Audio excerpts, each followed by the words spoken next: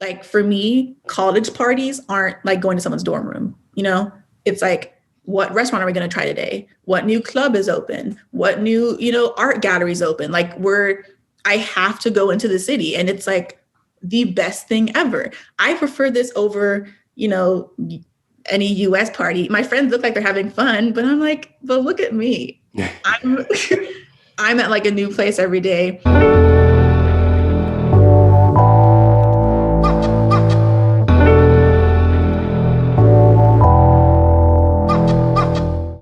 What's going on, everybody? Thanks for joining us for another episode of the Black Student Success Podcast, where we bring you insight and guidance from successful Black professionals. My name is Selvin. Of course, we appreciate the support. So today we're going to continue our student series by talking to Kelsey Mumford. She is a second-year student at the London College of Fashion. So we're going to talk about her experiences so far, how she ended up in London, and kind of go through all of the things that encompass her journey. So Kelsey, welcome to the show. How you doing?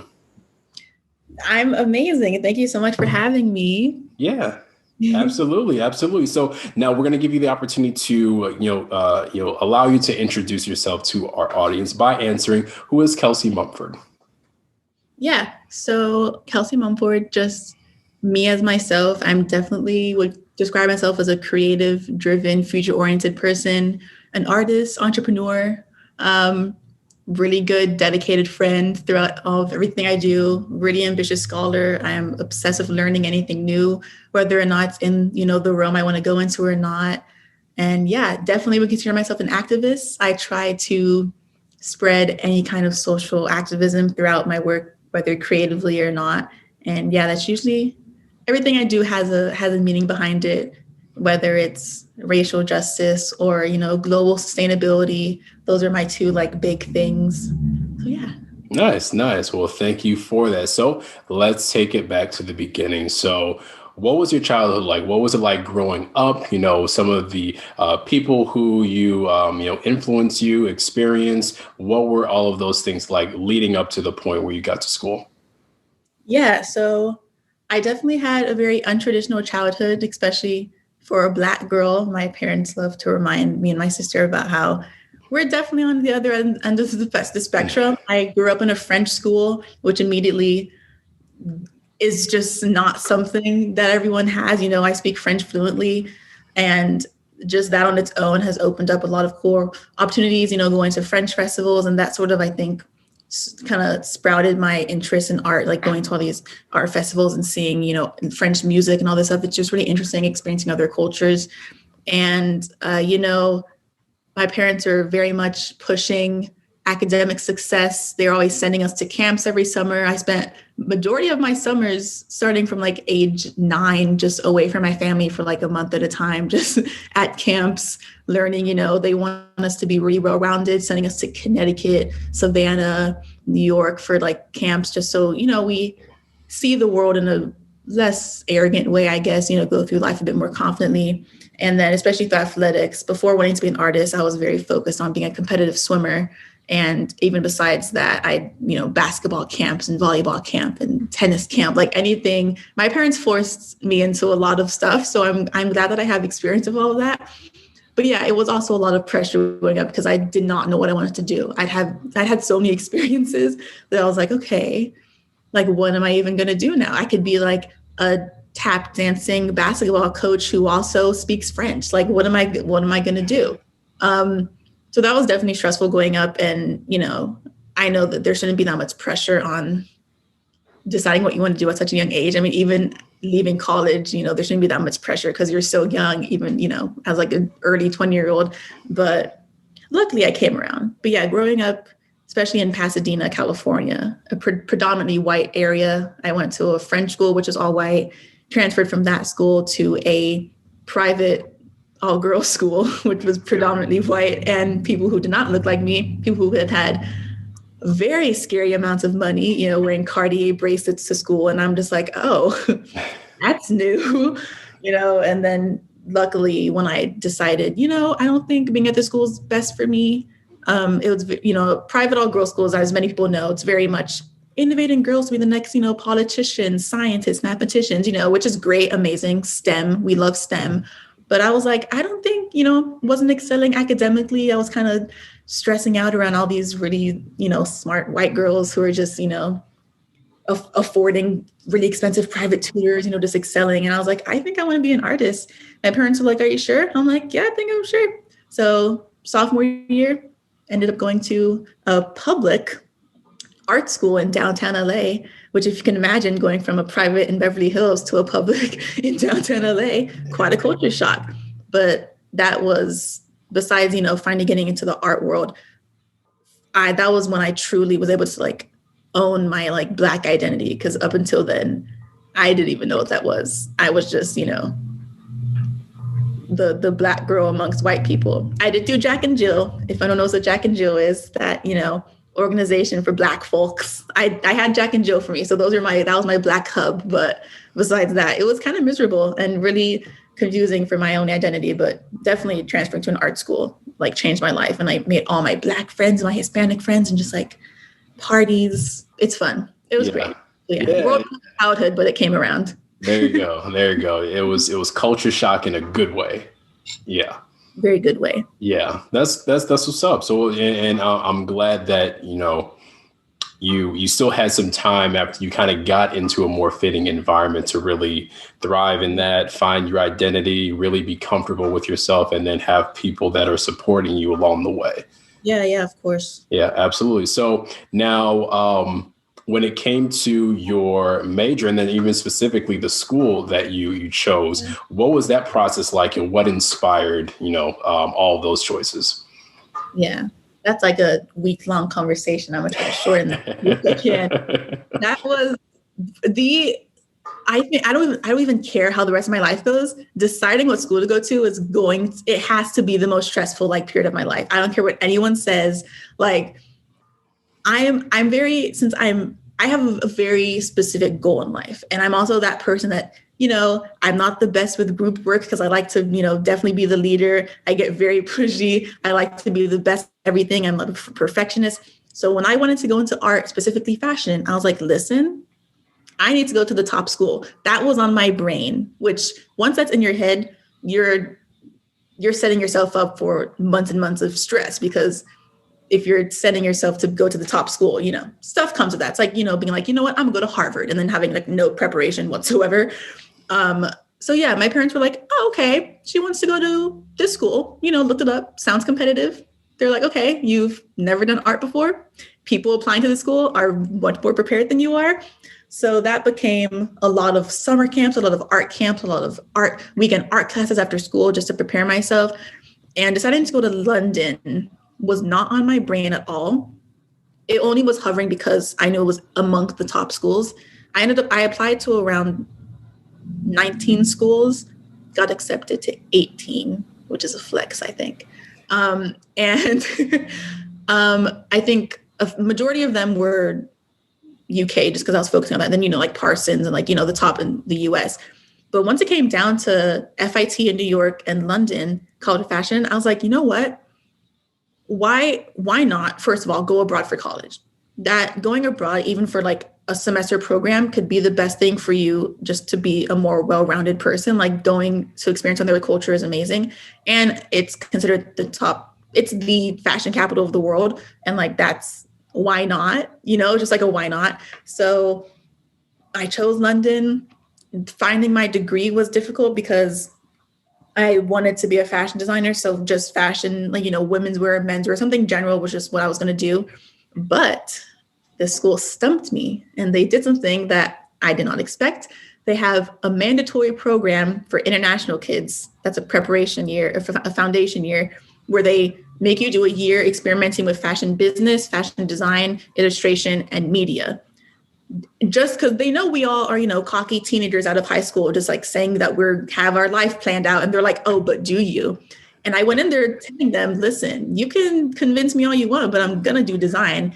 And after many meetings and one-on-ones, they were like, Kelsey, you can't do design. They're like, we just don't.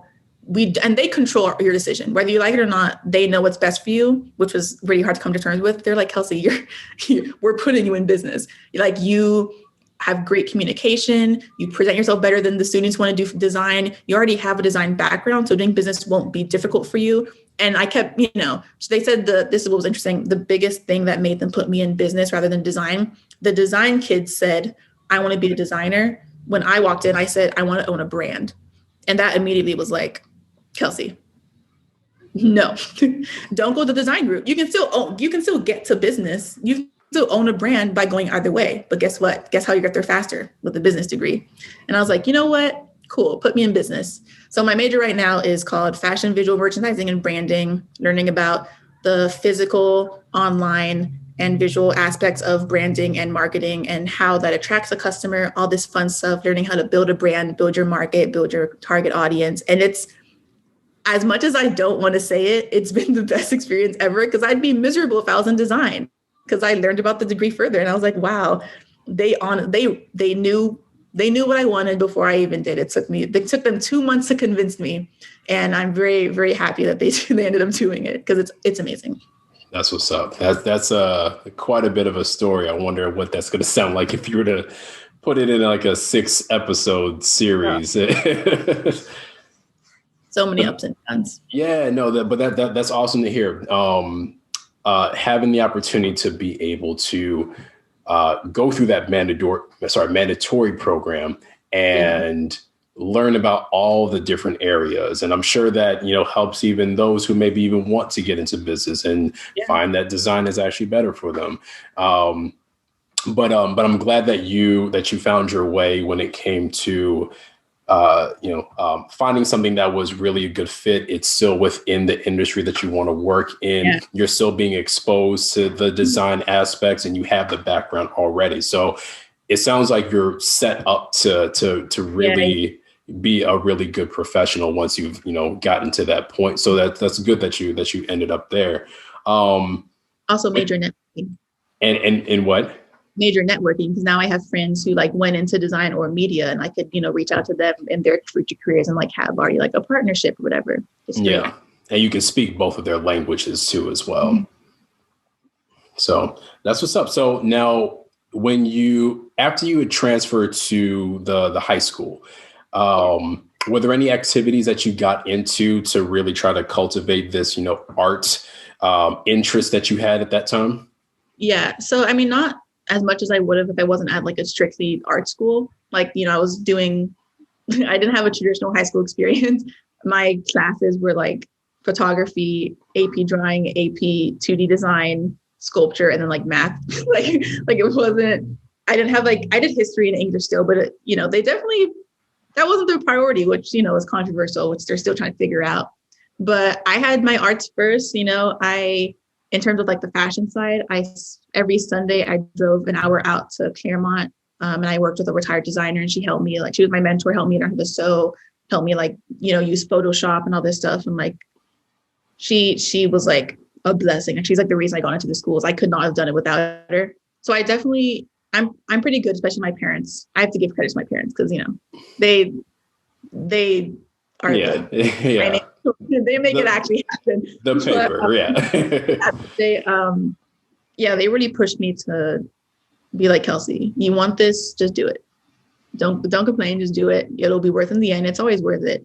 But at finding any, weekend art classes, literally anything that was open in LA my senior year or junior, I guess, leading into applying, I did, because you never know what someone wants to see from you.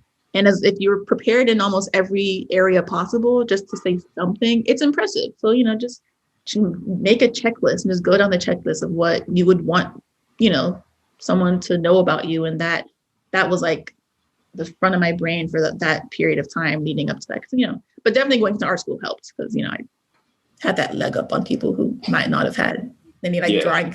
I was learning it every day at school. So that was definitely a good switch. Absolutely. And even with being in the art school, you didn't let that be the most heavily weighted part of, your application. Yeah. You still went out there and, drove that hour out to get that experience, to kind of build on that and really kind of touch on anything that would help you not only get into the school, but just kind of help you, develop personally. So that's good that you still were, hungry in that sense to kind of get as many things as you could. So that's what's up.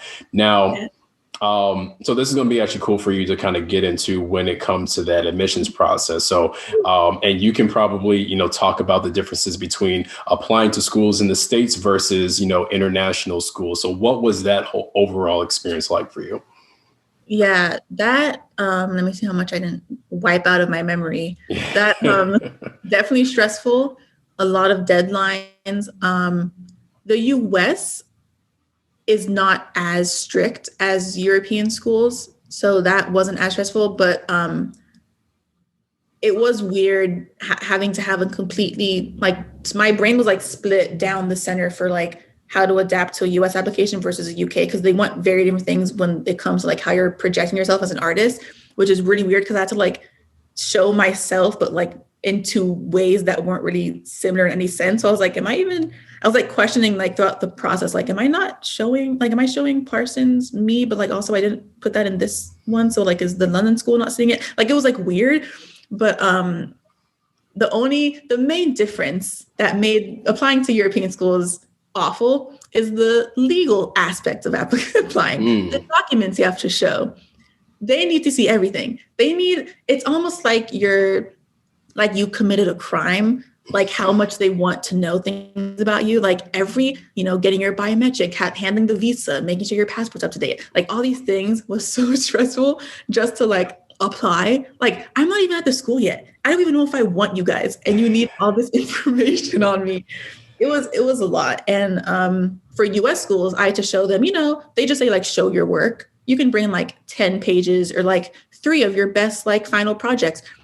The UK schools, thank God they had US representatives that came to California, because there were some people who had to like fly to California just for like an in-person interview. I just had to, go down to Santa Monica. But I had to present a 52-page presentation portfolio. Every page had to have at least 5 pictures on them showing like anything I can, which was amazing. I love a good challenge. It definitely challenged my abilities to work on presentations and speak about my work and all this stuff. What was not fun was that after a month of blood, sweat, and tears on this work, in my interview, they asked me to pick one page, and I talked about one page for 40 minutes. So that was my first taste of the school being like, haha, like that was me being like, oh, you guys don't play. You guys made me do all this work and you only want to hear about one. Cool. But that was them testing me to see, how do you choose amongst your spectrum of work, and how do you talk about it to convince us that this is your favorite piece? Because everyone has a favorite piece. You can't say you don't. Everyone has a favorite everything. And it was scary. And my interview, I thought, went terribly. British people are very blunt with you. In the US, they sugarcoat everything. They hold your hand. In my US schools, they're like, oh, but don't worry, we'll teach you this. Or like, no, don't worry about that. If you come to our school, we'll show you how to do that. Oh, no, you'll learn this. The UK schools, everything I showed them, they were straight face, looking upset, telling me about how this is wrong. We don't like this done at our school. You could work on this, definitely. Oh, next time you do this, maybe change it that way, so you're, whatever. I sat there in the interview room, like I had convinced myself, you're not getting in, deal with it from this point on, just take this as, feedback, adapt it to your work. I saw what other applications do after that. So I was like, okay, just, soak it in, whatever. I was really, my posture changed. Everything about me just changed, because the way they were speaking to me sounded like, we do not want you. And then like 10 minutes later, they were like, congrats, you got in. And I was like, it was very strange, but it's definitely a longer process. It's definitely, you're applying to a European school, and you're applying to a highly ranked school. They don't act like they're not. They know their ranking. They know where they're placed. They know what you're expecting, and they know their reputation, and they live up to it. And they know if you're showing that you're not ready for it. And I tried my best to look like I belonged there, because, I wanted to be there so badly, and praise the Lord I got in. But there's so much more pressure placed on you if you're applying abroad, because they don't see Americans as, the most wanted people. They're like, you want to come here? So they're like, don't you have your own little art schools out there? Yeah. But proving yourself it's really hard to stand out, because, everyone in the UK, they're all thriving in arts before we are, because their system and like school is different. We do 4 years of high school and then college. They do 3 years of high school, 2 years of college, and then university. And their university is our version of college. So I'm applying up against people who spent 2 years already preparing, like amounts of work that's held up against mine is much more impressive. So that's how they've, you have to remember the perspective. But admission processes are never fun to those listening. But if you want to go abroad, just prepare yourself for a much more honest evaluation, which will only make you grow. They don't, they're not trying to be mean. They're helping you. There you go. That's going to be very useful. So first of all, 18 out of 19 schools. You probably did a pretty good job of kind of composing yourself throughout all those processes. So that's one thing. But for two, I think it's good that you kind of went through that. I'm sure that kind of built some tougher skin, kind of going through that process. And maybe after that, maybe there are some other things that you experienced that are, supposed to be high pressure, or similar situations that you were able to kind of skate through. So, it's I'm sure it was an eye-opening experience, and it was good to have those differences, but and would you say that everything was worth it, with what you've experienced so far at the school? Oh yes. I told my kids today, I'm like, you guys, you know what you're doing. Yeah. Keep it up. There you go. Well, thanks for sharing all of that. I think that's really cool to hear. Now, what about just the actual college experience? What is that like? I'm sure that you have friends who are, going to school in the States, and they kind of talk about their experiences. What have your experiences been like? Being, I guess, what they would consider an international student, and being in this different culture, but specifically, within fashion, and one of the highest in the world. What has that been like on the academic side as well as the social side? Yeah, so academically, my first semester or my first year was definitely annoying, only when I would talk to my US friends. Because, we just be like, oh yeah, how's school going? My friends are like, yeah, I got a 10-page history paper due. And I'm like, oh my gosh, I'm working on this design project. I have to design, whatever. And they'll look at me and be like, Kelsey, you have it so easy. And I'm like, no. To me, it's not, because this is my area. They're challenging me, but there were parts of me where I felt uncomfortable, sharing my college experience, because I'm not, people do say art is easy because all you have to do, anyone's an artist, whatever, because it's all subjective. But yes, I'm not writing essays all the time. I don't have math tests. I don't have all this stuff, but my parents always remind me, just forget what they're saying, because you're very fortunate to already be doing what you're doing, rather than having an undecided degree or something and having to actually do English, history, math, science, like you were doing in high school. You're fully in your element now. And that's interesting. It feels like I'm just taking electives every day. I'm in an art class every day, but I am in the business school, which I guess my friends forget. I'm still in a business, I'm still learning about business. There is just, fashion. So I'm getting an occasional lesson about current trends and current seasons. So it is fun, but it's still hard. But, everything, all the traditional academic things are woven into our research and into our final projects. We still have to show statistics. We're still analyzing the market. We're still doing complicated things, but, with a little sprinkle and with the cute presentation with the bow on it. That's just how it is. And I love it, because although I do learning, and I've enjoyed my school experience in the US and in high school, I'm very much a more creative person. So being in this environment is best for me. So it's amazing. And then socially, come on. I've told everyone I'm not a student. I'm fully an adult. I don't feel like I'm in school. Being in London, as opposed to a traditional US college campus, for example, going to class isn't wake up in my dorm room and walk to class, walk across the campus with my friends and then, see the same people every day. I'm living, my school's set up like NYU, it's just buildings across the city.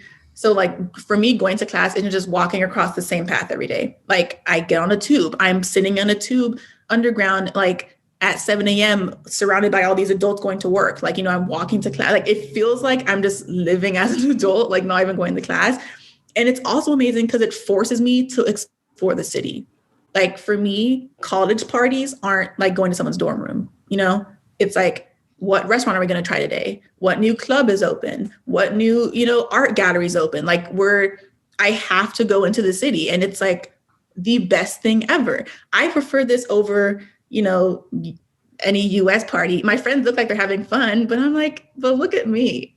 I'm I'm at like a new place every day, but it is lonely in times because like my friends who do get to like be in a dorm with their friends all the time. I don't live with my friends, so that's and that's the only like downside. I don't have that kind of like sleepover vibe of like college, but I feel like I feel like I'm very mature in terms of how I go about my life, and so it's like fine for me. I have no problem, cooking for myself, which is a big plus. I cook a lot, so I don't have to like eat, ramen and like all that stuff on a daily. But it's fun. My social life, I'm very much satisfied with it, and I wouldn't change it for anything. Yeah, I do want yeah. to experience college life in the US at least once. Like if my friend, if I ever like go to visit my friend at Howard or something, I do want to see what that's like. Cause like HBCU life, like that's what I miss. I miss Black people, but that's another question. But Another layer, right? Yeah. So no, that's really cool that you still get to now in the sense of being a student at, specifically at the school, you are, it seems like you're like kind of like an upperclassman. So in the sense that, you're not necessarily living in a dorm. You might be in, right. maybe it's like a school apartment or just a kind of like an apartment. You're traveling to the different places as you would do for work or as you would do for like an internship if you're doing the stuff outside of class. So that's so cool in the sense that you're kind of already prepping for, what students in the state would think is kind of like, adulting, adult life or whatever. You're already kind of living in it while already being fully immersed in the studies that you're in. You're not doing the prereqs, you're like you said, you're doing a bunch of electives or what it feels like a bunch of electives, but all of them are geared towards what you're studying. So it's different. It's definitely different, and it's a good mix. But it's good to kind of hear that personal experience and what that's actually like. Yeah. So, all right. So now let's talk about what it's like being a Black student at the London College of Fashion, or specifically within London. Talk about what that experience is like, and where do you get your support, if needed. Yeah. And even more specifically, not even being Black at LCF or in London, being a Black American in London. Talk about it.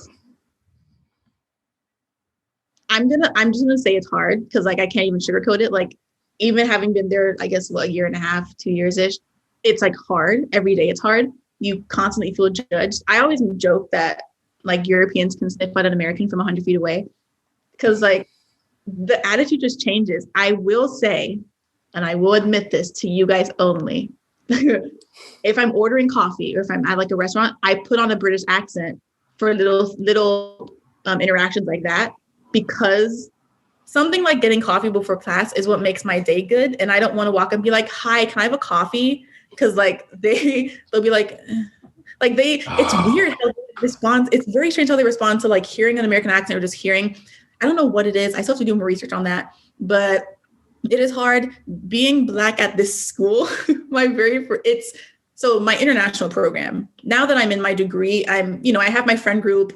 It's kind of just like, talk to like a few people in class, but then just go back to my friends. So I'm not like as concerned, but my first year with the foundation preparation year, that was very much be with your class. Like these are your people, get to know them. It was like 60 to 70% Asian. And then like, a girl from India, a girl from, it's very diverse and I love it. Like I'm meeting people from everywhere, but the questions that a lot of Black people get, I didn't think I thought London would be my escape because it's so, the Caribbean life and like African life there is so like the population there for like Africans is heavy. Like I thought I kind of blend in with them. I don't. They very much know I'm not like a true African, as one of them told me. But a lot of the kids in my class would like pull my braids, and I was like, oh, that's fun. And it was funny. I did this. I like being petty like this. A girl pulled my braids, and I said stop, and I pulled her friend's hair, and she went, "Why would you pull her hair?" And I was like, "Oh, I can't pull your hair, but you can pull mine." That's really funny. But like, they don't get it. They just think braids are, I guess they've never, because I'm amongst students who've never, like, their only perception of Black culture is from TV. Mm-hmm. Like students from China or students from like whatever, they don't see Black people on the daily. So I was kind of like the statue in the class. Like I was kind of just like the thing that just like kind of like looked at and just like questioned. And being from LA, I thought it would be a flex, which kind of was. I got like a little popular just because I was from LA. People were like, "Oh my gosh, you see celebrities?" Like, but it's weird. And like, I feel like an outsider within my own race when I'm in London, mm-hmm. which is so uncomfortable. And like, you can't, I don't know, it's because you're in London, it's either like African, like the most African you can get, or it's like Black people who are sort of still like, it's like they're living in like Get Out, they're kind of like acting white to like fit in.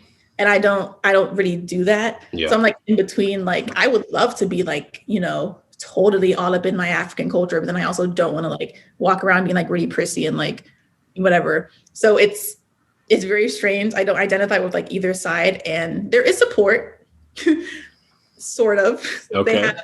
Their version of BSU is the African Caribbean Society. So I was like, I'll join that. No one spoke to me. So it was, the first meeting I attended was a screening of Queen and Slim. Mm-hmm.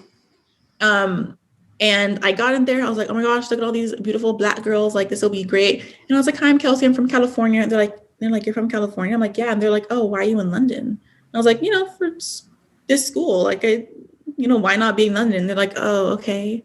They're like, "Why don't you stay in the US?" And they're like, "US is cool." I'm like, "Yeah, but it's London." Like, what? And they're like, "Okay." Like, they didn't understand why I was there, but they thought I just had some like big American ego, like US is the best, I'm going to stay here. And they're like, "Why do you even care about us?"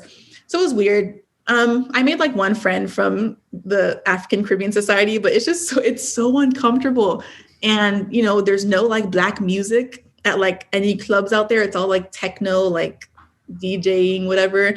To find Black music, I had to literally search a club that was like Black music party. Like, yikes.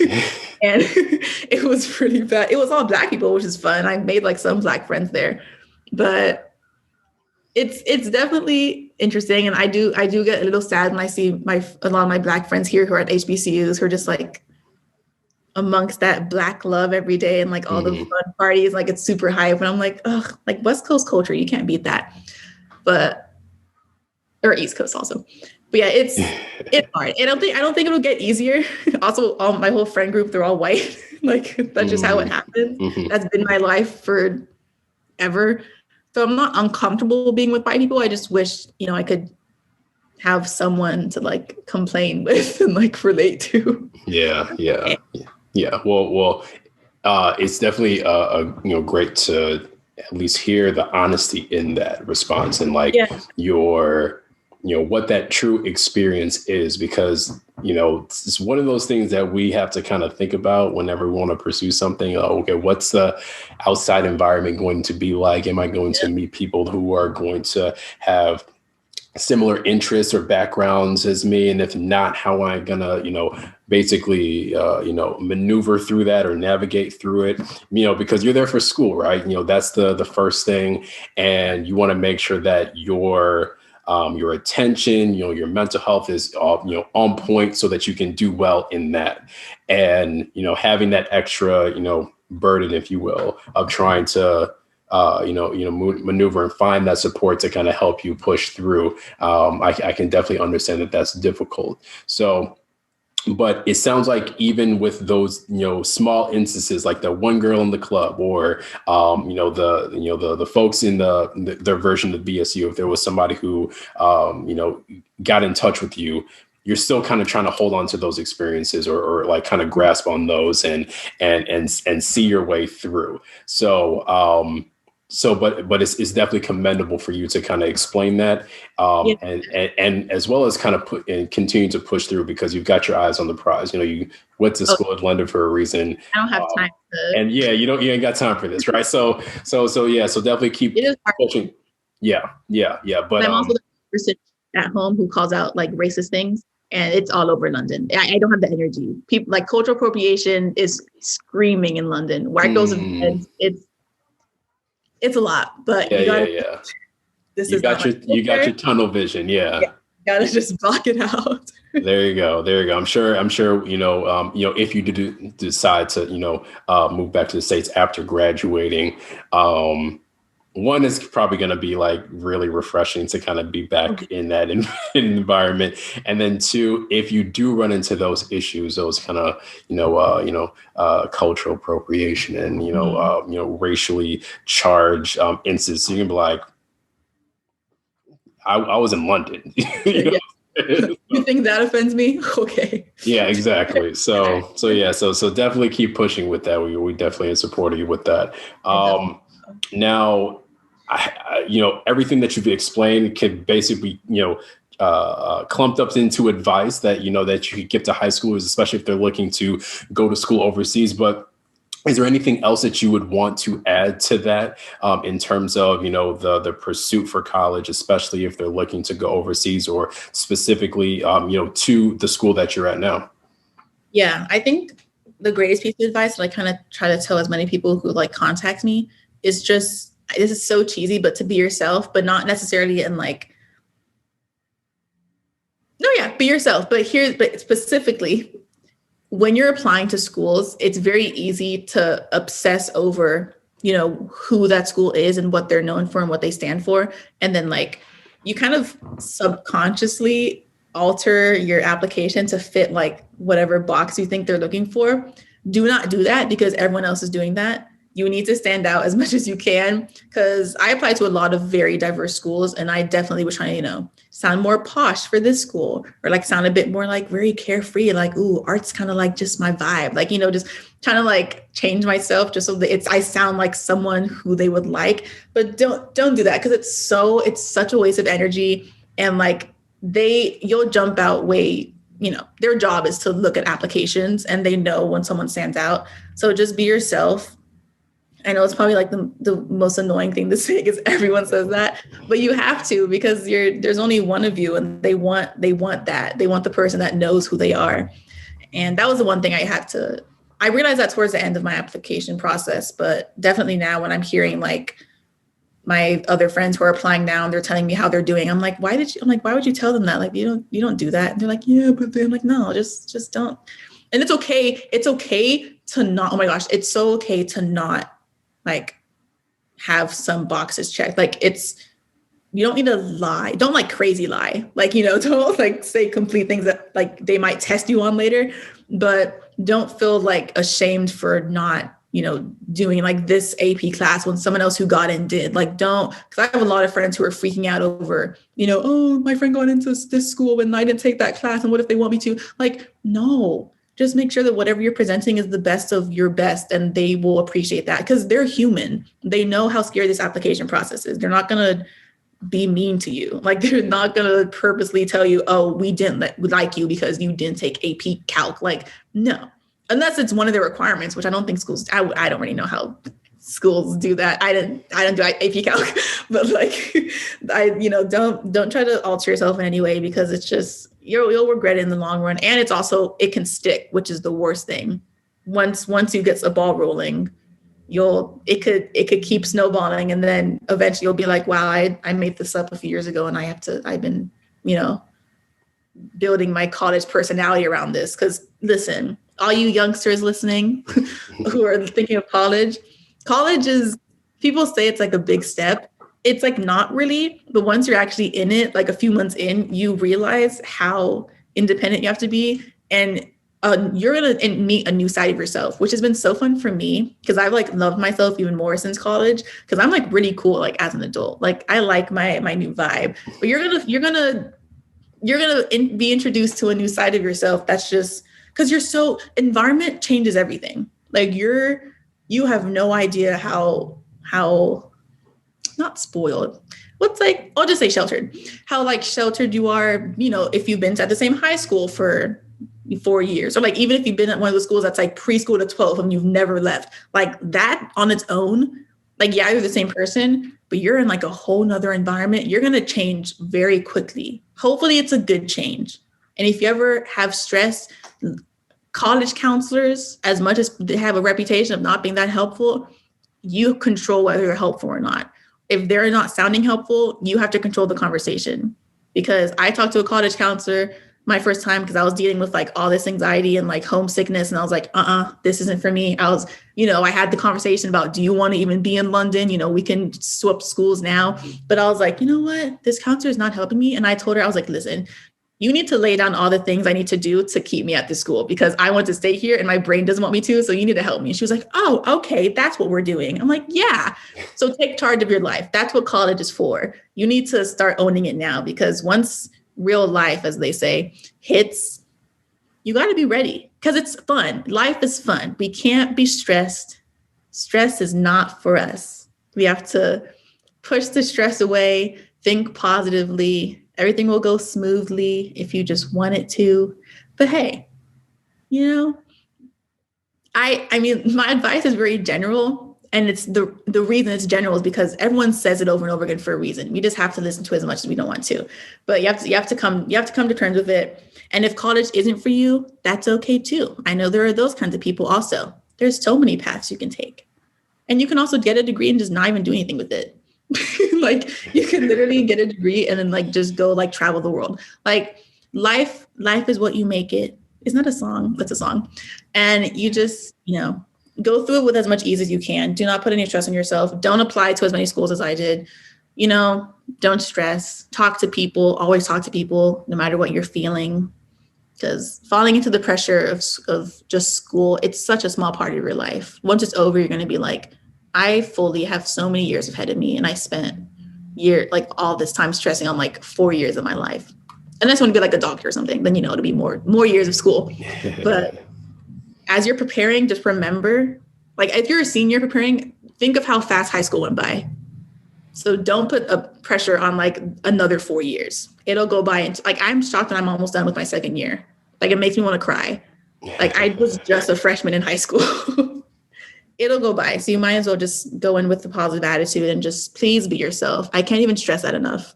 You'll be loved so much more if you're just unapologetically yourself, especially if you're Black. Oh my gosh, just spread that radiance. There you go. Don't compromise yourself. Exactly.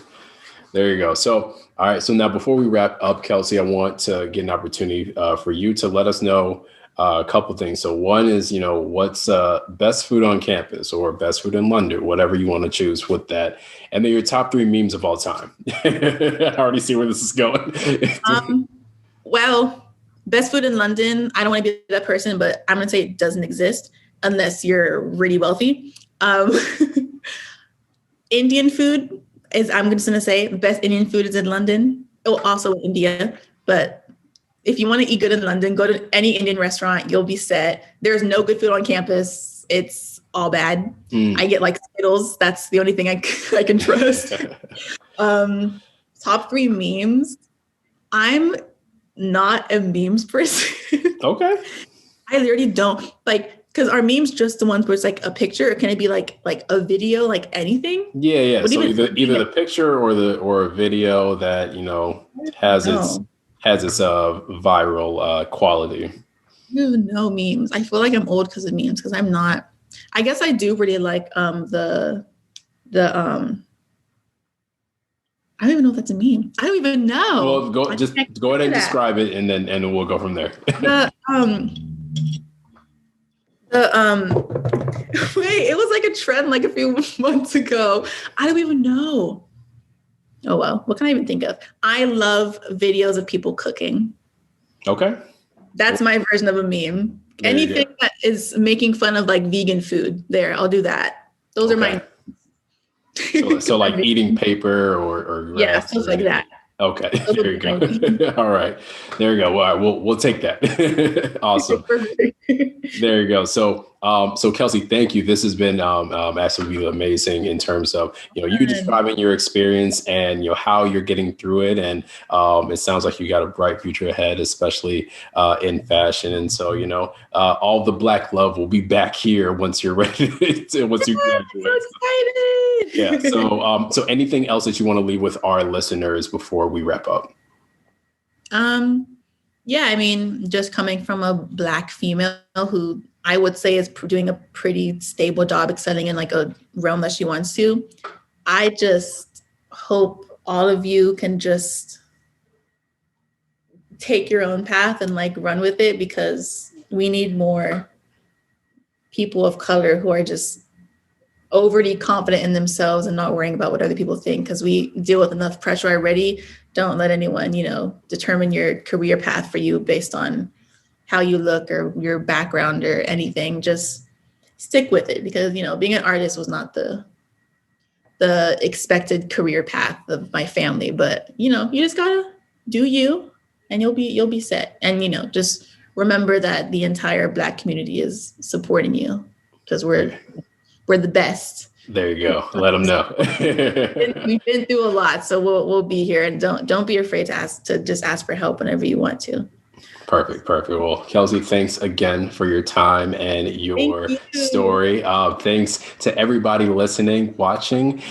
Please be sure to like, comment, share, and subscribe to the podcast. Follow us on Instagram, Twitter, and Facebook. That's at InQuire Hire. And then check out our website, InQuireHire.com. We got a lot of great information when it comes to student success. So until next time, peace.